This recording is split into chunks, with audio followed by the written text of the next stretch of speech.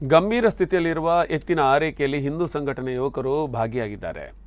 ಪಡುಬಿದ್ರೆ ಪೊಲೀಸರ ಕಾರ್ಯಾಚರಣೆಯಲ್ಲಿ ವಶಪಡಿಸಿಕೊಂಡ ಜಾನುವಾರುಗಳ ಪೈಕಿ ಗಂಭೀರ ಸ್ಥಿತಿಯಲ್ಲಿ ಸಾವು ಬದುಕಿನ ನಡುವೆ ಹೋರಾಟ ನಡೆಸುತ್ತಿರುವ ಎತ್ತೊಂದನ್ನು ಸ್ಥಳೀಯ ಹಿಂದೂ ಸಂಘಟನೆ ಯುವಕರು ಆರೈಕೆ ನಡೆಸಿ ಬದುಕಿಸುವ ಪ್ರಯತ್ನ ನಡೆಸುತ್ತಿದ್ದಾರೆ. ಕಳೆದ 2 ದಿನಗಳಿಂದಲೂ ಕಾಲಿಗೆ ಗಂಭೀರ ಗಾಯಗೊಂಡು ಮಲಗಿದ್ದಲ್ಲೇ ಇದ್ದ ಎತ್ತನ್ನು ಯುವಕರು ಬಹಳಷ್ಟು ಶ್ರಮವಹಿಸಿ ಸ್ಥಳೀಯ ಪಶುವೈದ್ಯಾಧಿಕಾರಿಗಳ ಸಹಾಯದೊಂದಿಗೆ ಬದುಕಿಸುವ ಎಲ್ಲ ಪ್ರಯತ್ನಗಳನ್ನು ನಡೆಸುತ್ತಿದ್ದಾರೆ. ಈ ದಿನ ಕಾಪಿನ ತಂದ ಯಂತ್ರವೊಂದರ ಮೂಲಕ ಅದನ್ನು ನಿಲ್ಲಿಸಿ ಆ ಮೂಲಕ ಚಿಕಿತ್ಸೆ ಕೊಡಿಸಲು ಮುಂದಾಗಿದ್ದಾರೆ. ನೇರವಾಗಿ ಆಹಾರ ಸೇವನೆಯನ್ನು ನಡೆಸದೆ ಎತ್ತಿಗೆ ಯುವಕರೇ ಹಿಂಡಿ, ಬಾಳೆಹಣ್ಣು, ಹಸಿರು ಹುಲ್ಲು ತಂದು ತಿನ್ನಿಸುವ ಮೂಲಕ ಗೋಪ್ರೇಮವನ್ನು ಮೆರೆದಿದ್ದಾರೆ.